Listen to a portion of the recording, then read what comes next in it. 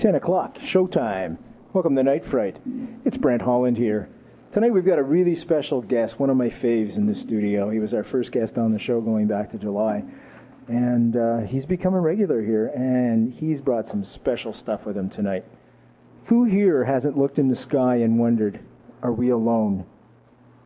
Is there anything else besides us, or is this all there is? Who here hasn't looked in the sky and seen something streak across the sky that was out of place and has seen a different kind of light, perhaps?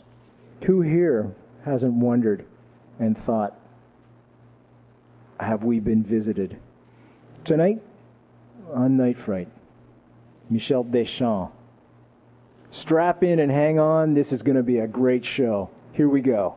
Tonight we're going to be talking about UFOs in Sudbury, UFO sightings, UFO abductions in and around. Last time you were in, you brought two incredible pictures in with you from Manitoulin Island, a possible landing site. Yeah. And I was just enthralled with that. Why don't we start off and just jump right in? And what's new? You were saying last night, just before we came on air, around 3 o'clock in the morning on the Kingsway. Yeah.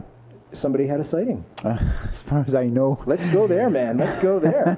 Well, I don't have a lot of descriptions about the sighting, but I was woken up at 7:30 this morning with the phone ring, and it says, man. So I pick up the phone and get out of bed, pick up the phone, and it says, yeah, we just seen like lights over the Kingsway, and it looked like Christmas lights and stuff, like, you know. So I don't have any more details whether or not they were, like attached to something, like a dark shape or whatever. But 3 o'clock in the morning, I wouldn't be surprised. It's kind of reminiscent of the sightings back in the 60s when my friend who worked at Inco would, after his 4 to 12 shift, actually would go out, after his initial sighting in 1966, he'd go out and after having a little meal at around 12 midnight, 1 o'clock, they'd stay up till 2, 3 o'clock in the morning sometimes, and there'd be an awful lot of sightings in Sudbury. Like, we're talking objects coming down, and actually we'll be talking about that, sucking power off the power lines, causing blackouts. We'll get into. I just want to throw this number out real quick for people that are listening, just in case you saw the same type of thing last night. The number here to speak with Michel is 705-673-6538. Once again, that's 705-673-6538.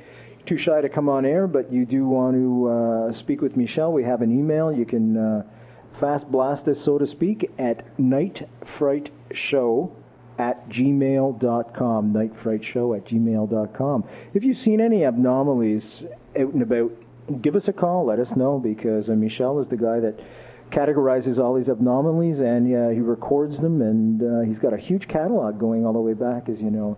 This man is a wealth of information. Let's go into those power line things. What's that all about, buddy?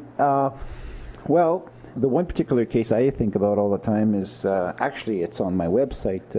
If people go to my website, www.newforce.com, that's N as in Normand, O, U, F as in Frank, O, R as in research, and S as in study.com, New Force. If you go to the audio clips page, the first person that's up there, actually, you will see a picture of him. He goes by the nickname UFO Don. Retired from Inco in 1985 as a welding shop foreman, and had several sightings in the late 60s. Before that, in the 50s, actually, I have to tell you, the guy was totally skeptical about these reports that he'd read in the papers. And the one incident that kind of convinced him something was real about this, him and a buddy actually drove out to Garson Mine in either late July or August of 1954, because on July 6, 1954, there was a landing there of an object with 3 13-foot-tall beings. Oh my God. Yeah. It made front page of the Sudbury Star.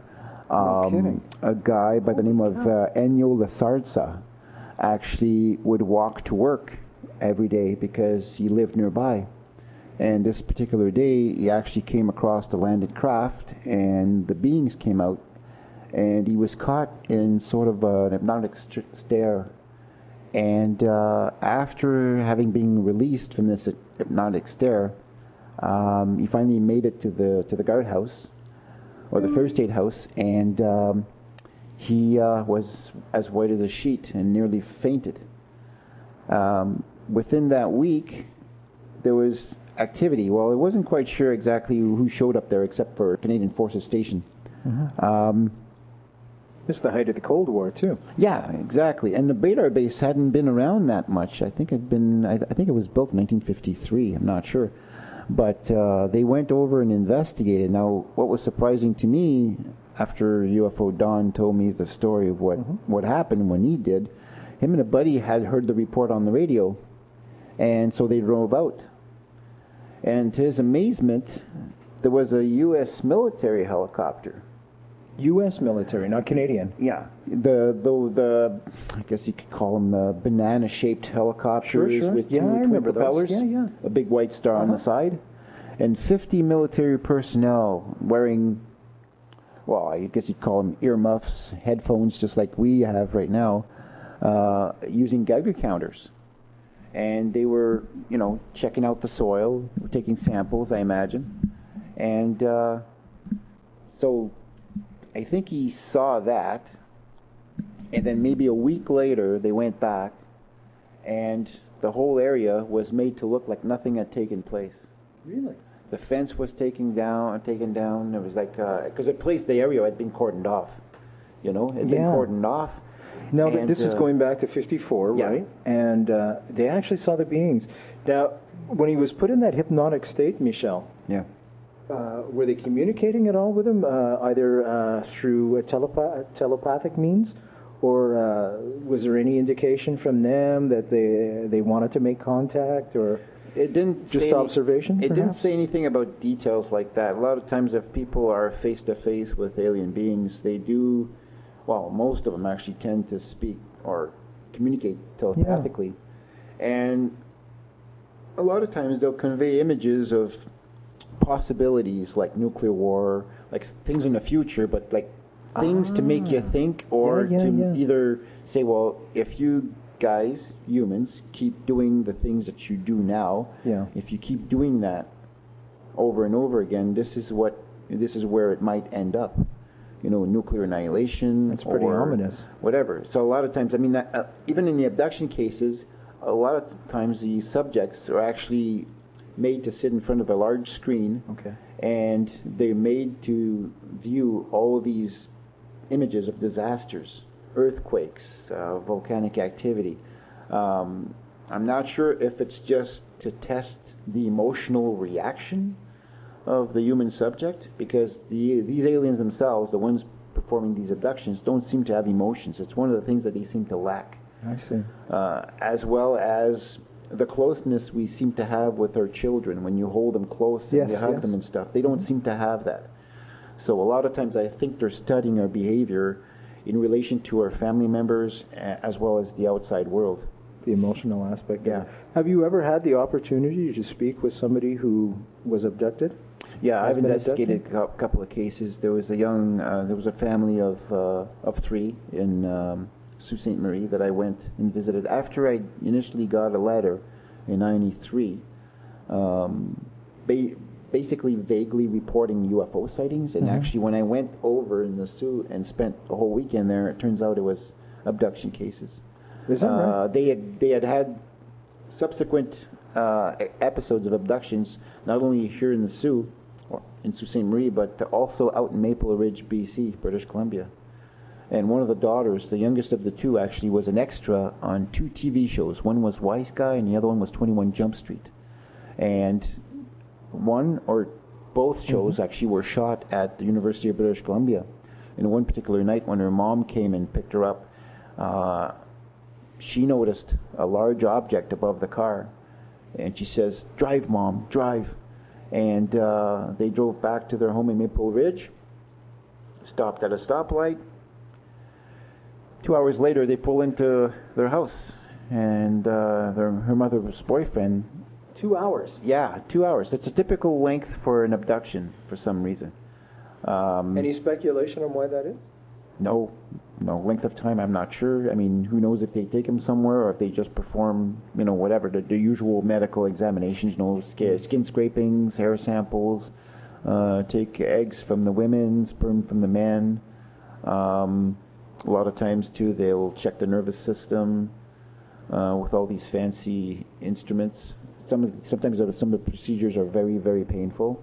It seems like they're interested in our reproductive organs, and maybe even cloning. But well, to them, I guess cloning must be a habit or something, because the grays, the typical gray beings, I mean, there's a gamut of beings. I mean, if you looked at my website, I've got 86 different types that are visiting the planet, but the abduction performing ones actually seem, it's as if they were made from the same mold.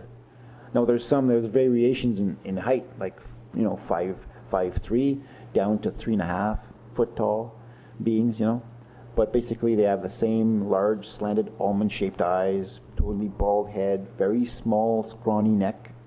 The limbs are very, very frail looking. And how tall are they? Between 3.5 feet 3.5 to maybe sometimes 5 to 6 feet tall. That high, yeah? Yeah, and sometimes they Same have... beings, you feel? Well, different variations. Some of them seem to have like a nose bridge. Yes, yeah. So they may have had... The typical gray we've seen pictures of. Well, they may have had... Well, usually the typical gray only have like two little slits for the nose, like nostrils. Oh, okay, I see. A slit for the mouth, no ears, no visible earlobes, and things like that, and no genitalia in a lot of cases too. A lot of them seem to, in some reports, they actually ingest food by having a substance of some kind rubbed onto their skin, and it gets absorbed through the pores, which is a very unusual way to eat. Well, for us, for sure. Yeah. So, I mean, they may have gone through a lot of traumatic events like nuclear annihilation, whatever, maybe at a brink of extinction, and so in a very dire need of having to propagate themselves. I mean, they have to go and choose compatible bipeds and mix and match the genes, which is something we can't do. We're not, and by any means are we ever going to be experts at matching genes with a species that comes from another planet. Right now, I mean, the scientists are exploring with the Phoenix vehicle that just landed on Mars, just exploring the ice that's there. And they're basically looking for molecules or microbial life forms. Yeah, exactly. They're not looking for intelligent life forms because there's none in our solar system. Now, our solar system at one time or another, including Mars, may have been used as a staging area or maybe a refueling station.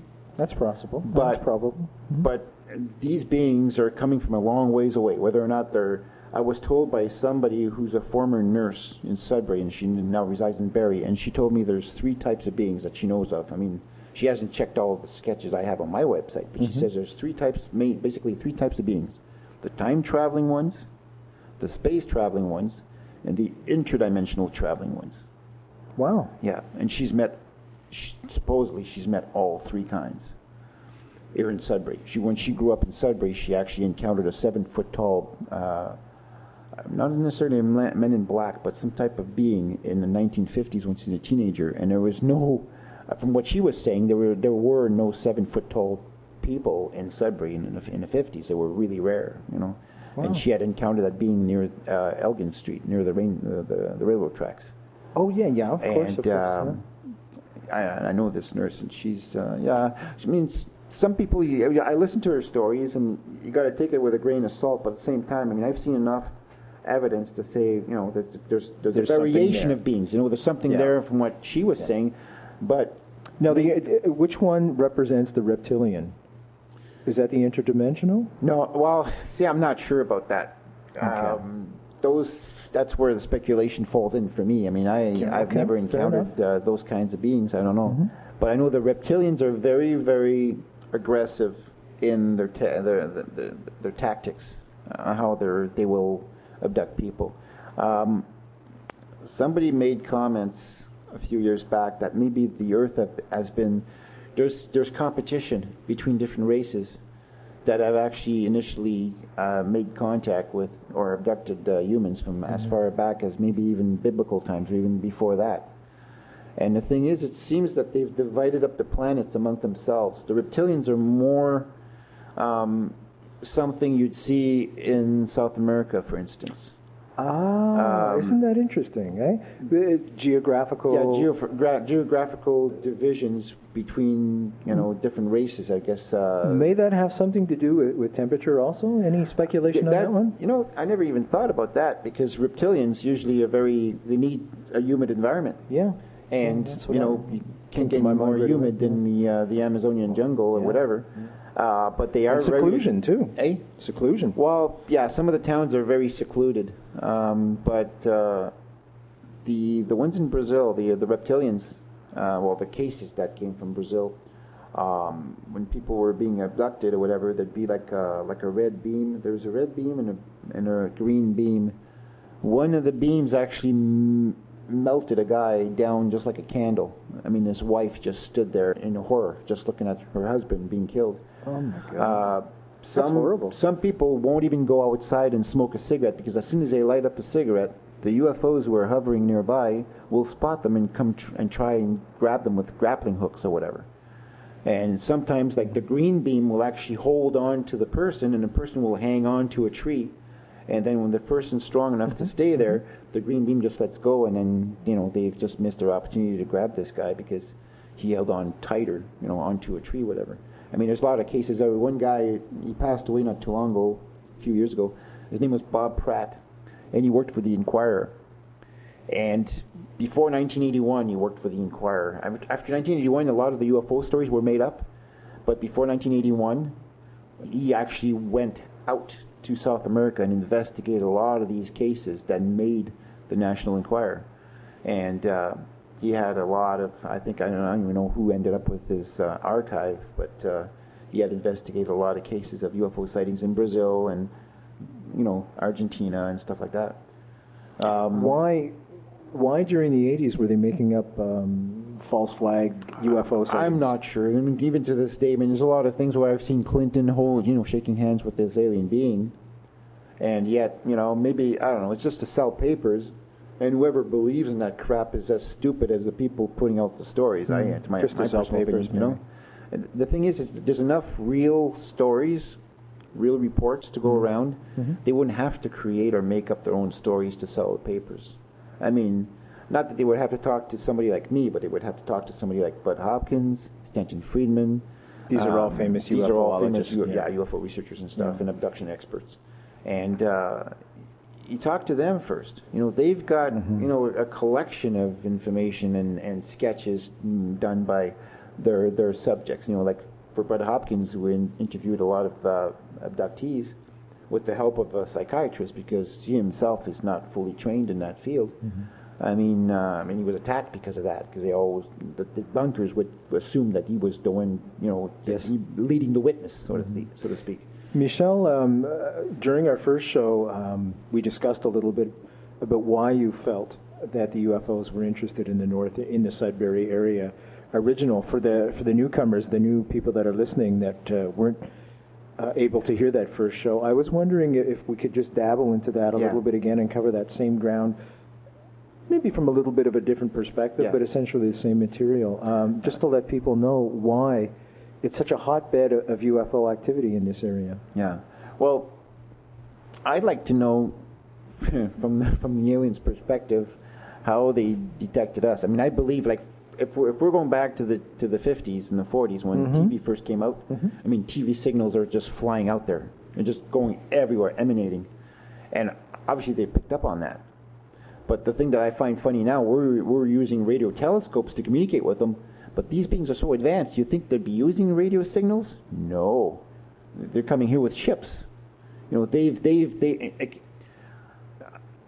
Zeta Reticuli 1 and 2 is a binary star system that's 37 light years away from Earth. Their star is at least 4 billion years older than our own sun, which gives them quite an advantage and a head start for an advanced species to develop. Look at how much we accomplished in 100 years. We went from the Wright brothers plane to the space shuttle. That's a very good point. You know? That's a very good point. So, when we used to travel the ocean with a fast vessel, why do we do it faster now? Because we have faster vessels, or do we have 747 Boeings? We went from a different technology. You have to rethink everything from scratch and not just improve on an old technology. So, of course, these beings are not communicating with radio signals. That's why I find SETI and Project Phoenix and all that stuff like a waste of time, waste of money. Because they're not going to find, while they're looking out in deep space, listening to radio signals, these UFOs are, they're landing, they're abducting people, they're causing power blackouts. I mean, we had the big blackout. I mean, I brought notes here tonight. But we're going to get into that after the break. I was going to set it up actually for after the break. But yeah, the beings, I think they're like Europe. The beings that they've encountered there are more the Nordic-looking types. They're more human-looking. Isn't that interesting? Dollars, like they seem to be more muscular, taller in stature. Although Travis Walton, who was abducted near Snowflake, Arizona, in 1975, he actually encountered the two types of beings. Well, one was a white chalky type person, not the gray types. But there's sketches that one of his friends drew of the being that he saw, and none at all like the movie Fire in the Sky. That was like the Hollywood made up version. Because Hollywood doesn't like the fact that these aliens look exactly the same. So you'd have to use the same alien sculptures or makeup all the time. And I guess Hollywood likes to be original. So of course they didn't use that. But Travis also saw human-looking beings on board the ship. So, and we don't know who's in charge and who's working under who. A lot of times, even the reptilians sometimes appear to be in charge, but sometimes they seem to be the ones doing the dirty work, and the Greys are in charge, overlooking, the operation. So, just to go back to the north, you had mentioned that it could be because of the advanced technology in the area. Yeah, the mining, combination with water. Yeah. Maybe we can go through all three of those things really quickly in the 2 minutes we have left. Okay. Starting off with the advanced technology in the area.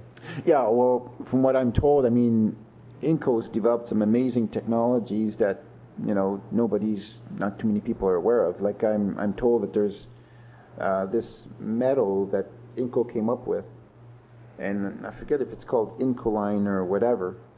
But they've made piping out of this that actually can withstand 2,400 degrees, okay? And the fluids or liquids that flow through that piping system is actually 2,200 degrees. Wow. That's pretty amazing stuff. Yeah. And the way they separate metals, apparently things are blown up midway, like where the superstack is. Sure. And the metals, the heavier elements fall, and the lighter elements are siphoned off somewhere else, I guess, whatever. So, I mean, a sign of civilization on any planet would be the pollution in the atmosphere. And to any race out there that's interested in finding out about a developing race, the first thing they would like to know is what kind of weapons do they have, what's the level of technology at, and also instrumentation. Like in our case, it was radar, rocketry, and the atomic bomb. And where would you find those three elements at one time or another? It was New Mexico. Yeah. Because all the major labs are there. You got Sandia Base, you've got Los Alamos. That's right. Yeah. And you also had Oak Ridge, Tennessee. Oak Ridge was a nuclear refining. That's where they put together some of the elements that was later put into Fat Man and Little Boy. Yeah. And we should explain that Fat Man and Little Boy were the acronyms, if you will, given to the first atomic bombs that were made. And dropped on Hiroshima and Nagasaki. Yeah. So August. Yeah. 45. Yeah. Yeah. So that's why a lot of UFOs and crashes occurred in New Mexico is because of the high radar installation. Apparently the radar beams would interfere with the guiding mechanisms of the saucers. I didn't know that. You're educating me. Yeah. Tonight. Well, I have an actual FBI memo that actually states that three saucers flight in three flying saucers, about 40 to 50 feet across. 3 objects of that size crashed in 1950 in and around New Mexico, and they each contained 3 small bodies. Okay. That were wearing something similar to a blackout suits were worn by test pilots, and that the objects were, the guiding mechanisms were interfered with, possibly because of the high radar installations, because they needed radar for any incoming enemy because of all this high-level scientific research that was being done at the time. Michel, we're coming up to the bottom of the hour as I look at the clock. When we come back, we're going to get into the blackouts. And we're also going to talk a little bit about why the North, why are the UFO sightings so abundant in this area. And we'll discuss the reasons behind that. I wanted to come back and just finish up a little bit for a few minutes on why they're visiting the North, the UFOs. We're talking about UFOs tonight, folks. And if you've seen one, I should give you that phone number. It is 705-673-6538, 673-6538, or nightfrightshow@gmail.com. Give us a call, and you can dictate your sightings directly to Michel, and maybe something will come of it. Who knows?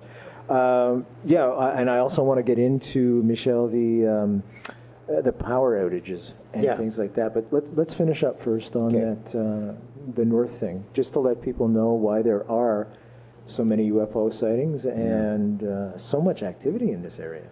Yeah. Well, apart from the mines, I think the other attraction that they seem to have is the waterways. It's not Tim Hortons? I said that the Friday. Unlike us, yeah. As I drink my coffee. That's our watering hole. You know what I might do? I mention Tim Hortons all the time. Eh? I'm going to go to them and ask them to sponsor us. Yeah, we should. Hey, you never know. Well, the station needs money. I'm a volunteer here, folks, but the station needs money to, new equipment and keep operating and stuff. And do stuff like this. Absolutely. Which is very important, I think. Yeah. The waterways. There's been quite a few cases where UFOs have seen surfacing from waterways. Not just lakes, but I was going to say Ramsey Lake. Well, Ramsey. One particular. There's a famous Ramsey Lake UFO that's been seen over the years since the 60s and 70s. You mean more than one sighting? Oh yeah, over Lake Ramsey. Oh yeah. Okay. But I did hear of one particular case where there's one section of Lake Ramsey that actually goes down to 180 feet. Is that right? And I think it's closer to this end where the university is. And I think there was somebody who was not necessarily a scuba diver, but there was a light source at the bottom of the lake. Oh, Shag Harbor, here we come. So it's like, And I know of one particular case down in Algonquin Park. Well, I guess you could consider that absolutely north. It's the north, yeah, absolutely. Where a friend of mine, Patrick Cross, is I guess you could say famous Ontario ghost hunter, but also actually shared the stage with me on the Camille Scott show back in '98. Nice. He was on there for a UFO sighting. In this particular UFO sighting, he was at Algonquin Park with his friends. And, of course, a couple of beers, whatever. But the water started to stir and bubble. Get out. And then they saw this object that just surfaced and took off right from the lake. And I've heard several cases where actually UFOs have been seen siphoning water from lakes and the ocean. Any speculation why they would need Well, one of the, I guess, not byproducts, but we believe that one of the way that UFOs function actually may be electromagnetic. And so maybe to fuel their engines, water, would be the way to go. Because a lot of times there's been some cases where UFOs have been seen over waterways. I remember there's another case too, right here in Sudbury too, by Vicuñas Mine and Levac Mine up in Nunaping Falls. Oh, it's beautiful there, yeah. We were up there. Yeah. There's a lake that feeds both mines. And there was a UFO that was seen over the lake taking in water. There's been some cases too where they found like a hole through the ice on a frozen lake, and who knows if an object actually either crashed in there or actually broke through the ice and that siphoned water. There's a couple of pictures, really interesting photos on my website that actually talks about these. Why don't you tell the folks your website? www.newforce.com. That's N as in Normand, O, U, F as in Frank, O, R, S. R as in research and S as in Steve.com. Newforce.com. And people can reach you there if they they can want reach to me contact there, you, and a sighting or something. and if I do get sightings, Okay. I do archive the sightings. Like as long as I have like a full description of the sightings in paragraph form, whatever. And if they have sketches to include with that, then I'll post them on the website. And by the way, folks, he does this all for free. Hey? This guy's incredible. He archives all this stuff and he keeps track of it, and he'll help you out with stuff. And I've helped a young boy in upstate New York with a project, and I sent him some information by email, and he got 100% on his project. And his mom emailed me back and said thank you. And so when it comes to kids and when it comes to education, it's free. Yeah. The only time I'll charge money is when I do public presentations, and I'm planning to work on some PowerPoint presentations for not just here at Laurentian, but I want to do one. I'd love to do one at Cambridge College, and maybe in and around town and outside of town too. I'll be getting a set of wheels pretty soon, so I think it's time that I seriously consider doing that. Yeah. Yeah. But so basically, the waterways. Okay. Your answer makes perfect sense to me. The electromagnetic thing. Of course, you're going to need water. Yeah, a lot of people, like in the 50s, we speculated, or people speculated that UFOs actually ran on nuclear power or whatever. Now, if they do have some kind, or if you were to believe what Bob Lazar is saying, this guy was a young scientist who built rocket cars, spoke to the father of the hydrogen bomb, Dr. Edward Teller, to see if he could go back into the scientific field and get a job in science. And through connections, he actually wound up working in a place near Area 51.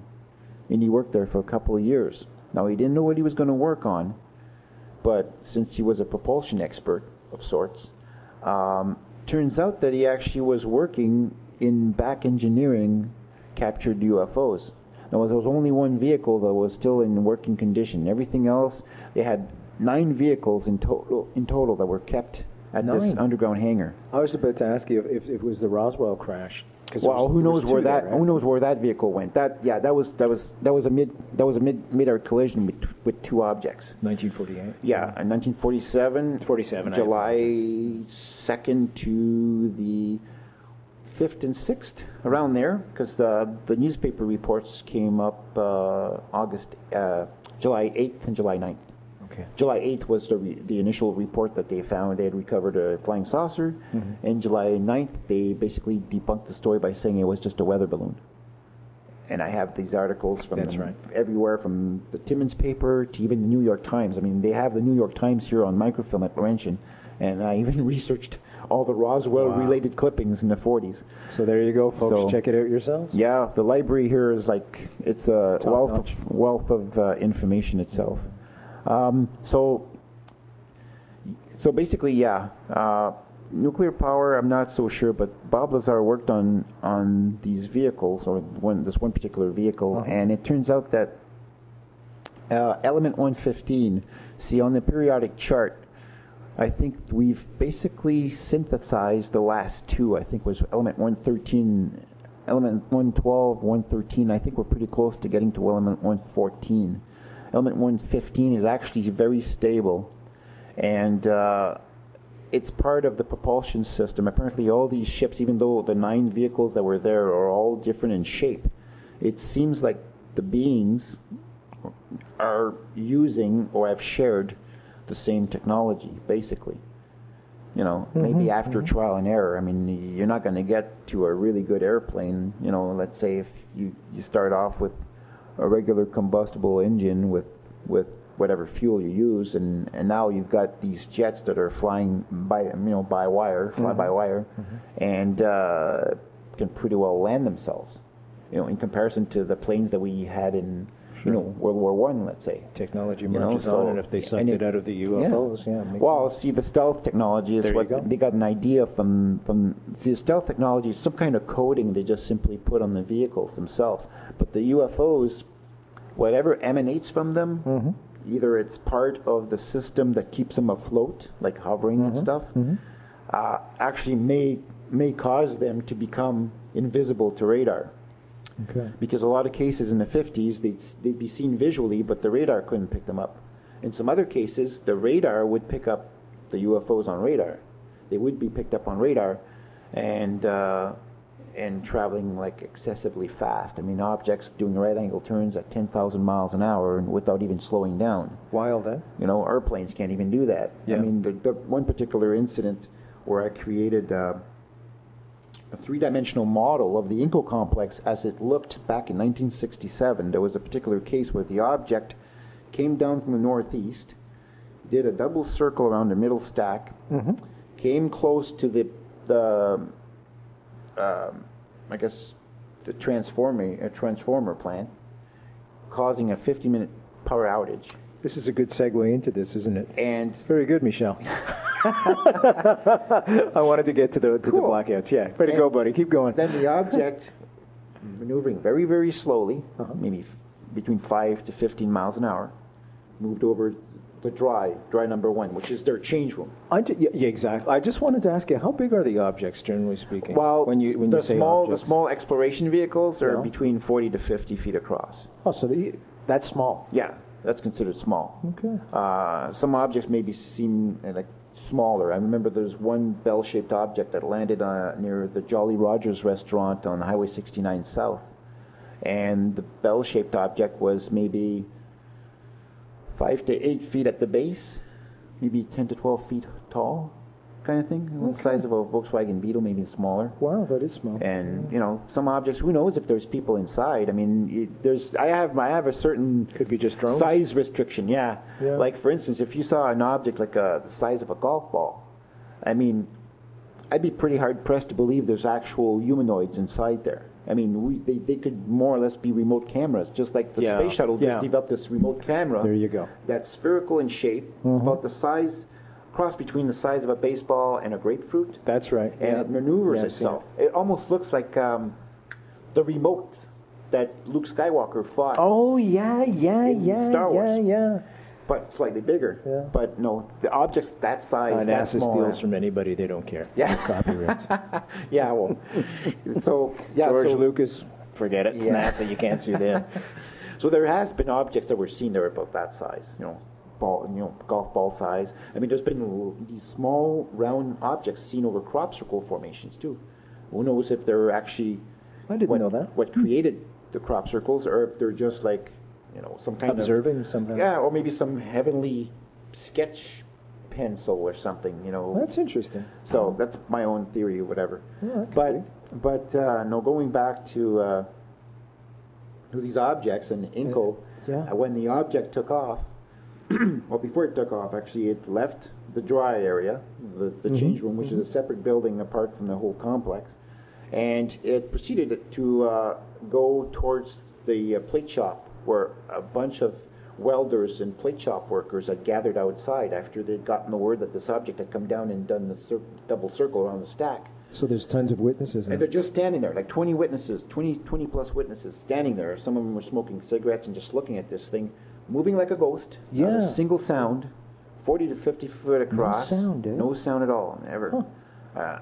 Any reports? I mean, there's some, in the 40s, some sounds were reported as being like a very bad, like a diesel engine sound, a swooshing sound of a washing machine that's moving about, like a rattling thing, or a whistling sound sometimes too, or high-pitched beeping sound.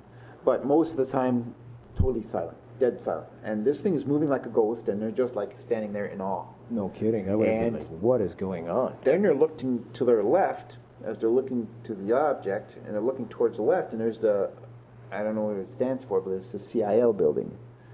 And the object says it's going to crash in the CIL building. Well, the object just lifted up at a 45-degree angle, simply banked over, And went right up and over. cleared up the building, and took off straight up, like in a wink of an eye. Now, I want to ask you, Michel, as you know, I'm from Montreal originally. I've only been in Sudbury a year. At that period of time, was the base here, the CFB base? Yeah, because it was built in the early 50s. Do you think that could have something to do with the amount of sightings also? Well, we'll get to that in a few seconds, because I had a sighting at the base in 1990 after the base had been closed, and I'll tell you what my speculation is about that please. sighting. Yeah. But as the object took off, the next day, UFO Dawn called the radar base. And I think at that time he'd already called in several reports, so the base was pretty well open with them, the captain and whatever.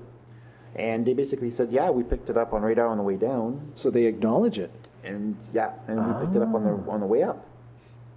And he says when it left the area, it left at 22,000 miles an hour. What? Yeah. I was going to ask you if they scrambled jets. What for? Well, yeah, exactly.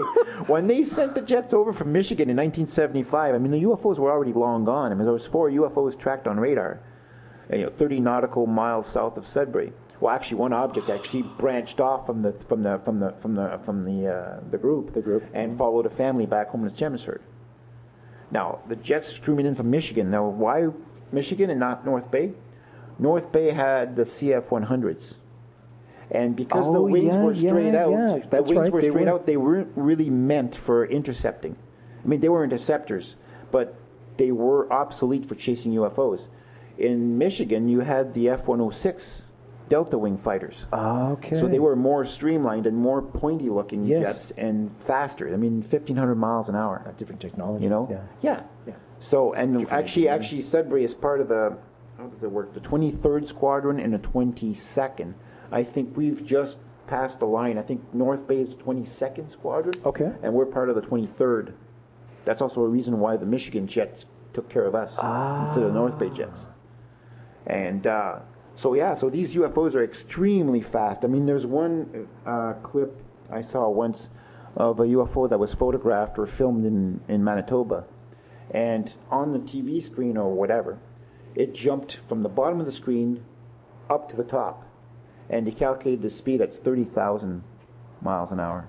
30,000 miles an hour. I mean, who knows how fast they can go? I mean, that's not even, you're not even considering like light speed or sub-light speed. I mean, this is pretty fast. I mean, and sometimes you say, well, how can you calculate the speed? Well, there's one object that I saw in a clip once that actually moved behind the windmill. So they calculate the distance between the eyewitness or the camera and the windmill, and then maybe the clouds. Like if you have like a certain, you call the airport and say, okay, what was the ceiling that day? Like how high were the clouds? They'll tell you. They used to tell you.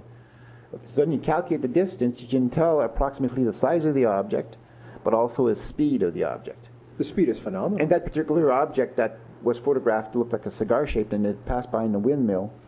On a show called Sightings back in the early 90s. I remember and that show. They calculated the speed at 14,000 miles an hour.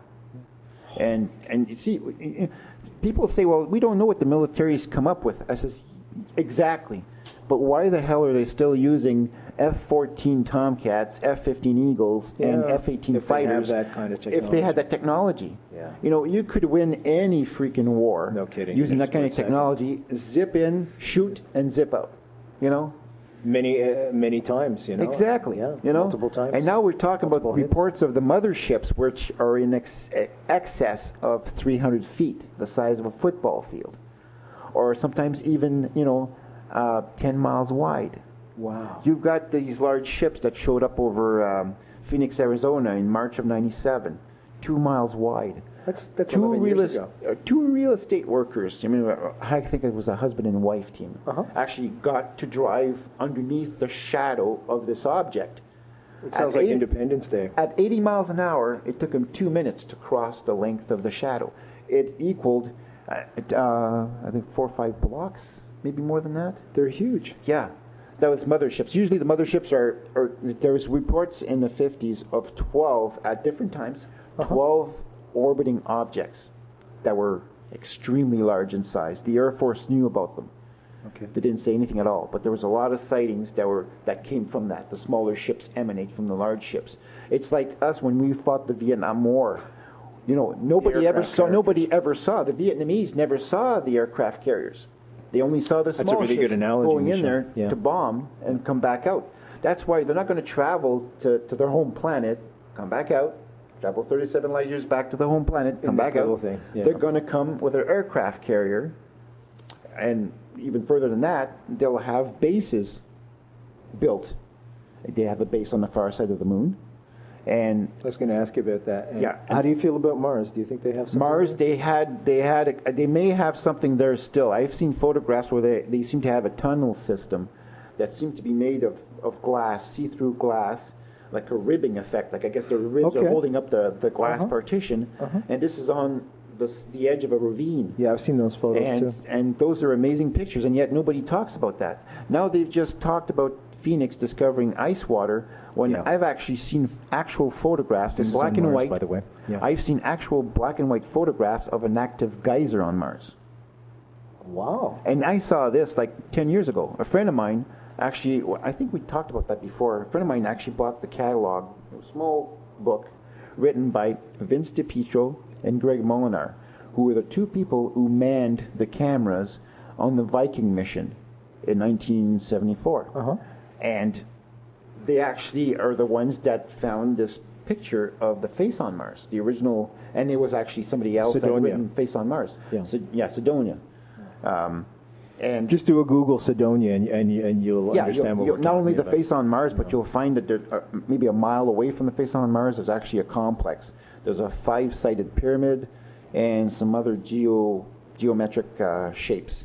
And I think there may have been a base there at one time, or whatever. I'm not saying maybe they are there like still to this day, but I mean, even Russian scuba divers have actually swam in the ocean off the coast of Russia, and they have seen 13-foot tall scuba diving type men swimming in the water. Holy cow! Another thing that's really interesting too is UFOs have been, or USOs.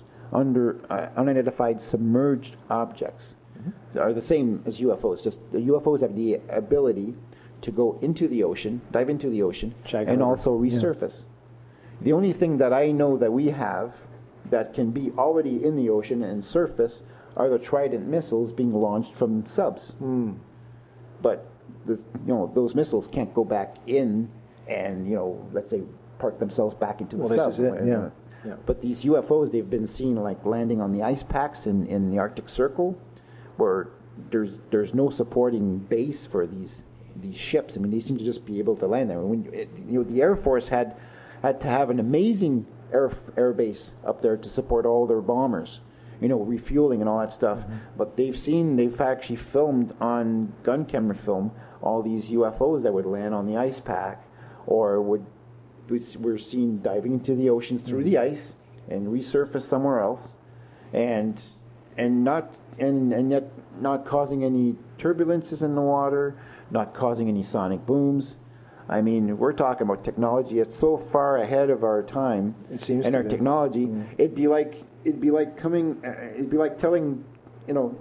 taking a nuclear sub, giving it to Christopher Columbus, and asking him to build one.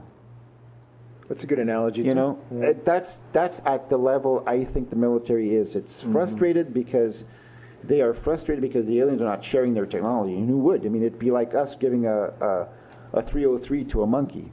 Yeah. You're just So it's extremely dangerous. They're not that stupid to give us advanced technology. If we have advanced technology that we're back engineering, it's not the aliens doing it on purpose. It's by accident. Yeah. We just happen to have all these vehicles that are either brought down on purpose or brought down by accident, that crashed. And we've got this advanced technology, and they're more or less glorified pieces of hardware that we don't know what to do with because we're not at the level of understanding fully on how to not only reproduce these things, because they were probably built somewhere where there's zero gravity, where two elements on Earth cannot be put together because of our gravity, but then if you were to go into outer space and put those two elements together, they might stick together better. Have different properties. You could have the same element found on Earth and Mars, but then if you look closely, they may have different properties because of where they originated from. Why blackouts? Are they sucking the juice out of that also? Yeah, I believe possibly because their engines not only require water. I mean, water is a good electrical conductor. But it seems like power lines is one of their favorite targets in a lot of cases. We got the big power blackout in 1965. Right here in Sudbury? Well, it affected part of Sudbury, but it originated near Niagara Falls. Okay. And knocked out northeastern states and also a good portion of Canada. Yeah. And the funny thing is, the same thing again occurred in 2003, and that perked my interest right away. I remember that. Yeah. Didn't they try to pawn it off as sunspots or something? Oh, they did all kinds of things. In the 1965 one, they said it was a broken relay at not Sir Adam Beck, but the other dam on the American side. No, on the Canadian side. That's right. Because, and the funny thing is, it's the Air Force. Air Force and the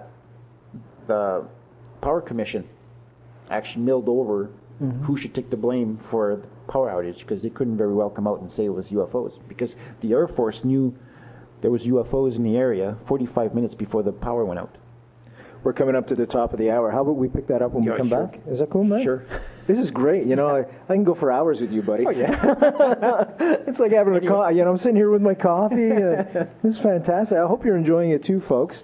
This is Michel Deschamps. We're really lucky to have him right here in Sudbury. And don't forget to check out the website also, because... Go ahead, buddy. Tell it. www.newforce.com. That's N as in Normand, O-U, F as in Frank, O, R as in research, S as in Steve.com. I've been doing UFO research for over 30 years. I've had 23 sightings since 1974, and I made sure to get rid of all the BS out of the website. So all the information there is as factual as I can put it to you people, and just keep it coming. And then we'll be back in 3.5 minutes. And tell you what, Michel, I mentioned Manitoulin Island before. When we come back, folks, we're going to go back into that story and check for new developments and describe that a little bit. But I want to thank you very much, and I just want to reiterate, next week we've got Michel Desrochers on, and she is an ex-Sudburian, and she's going to be coming in and talking about clearing ghosts from houses, ghost walks, all kinds of stuff like that. And coming up in November, a very special, we're going to be talking about the JFK assassination. We're going to have 8 shows on the, particularly focused directly on the JFK assassination. And there was a conspiracy, there is no doubt. And we're going to have people that have come on and proved it. They've done the research, documented it en masse, and it's going to be a real revelation for you folks. If you've always heard those rumors about the JFK assassination and always questioned, was it indeed a conspiracy? The answer is unequivocally, yes, it was. And these folks will present the proof. So that's coming up in November. That's it for Night Fright for Wednesday. And we'll see you next Wednesday at 3 o'clock in the afternoon. Thanks so much for listening. And the young fellow that called in, thanks so much for your call. See you next week, folks. Take care.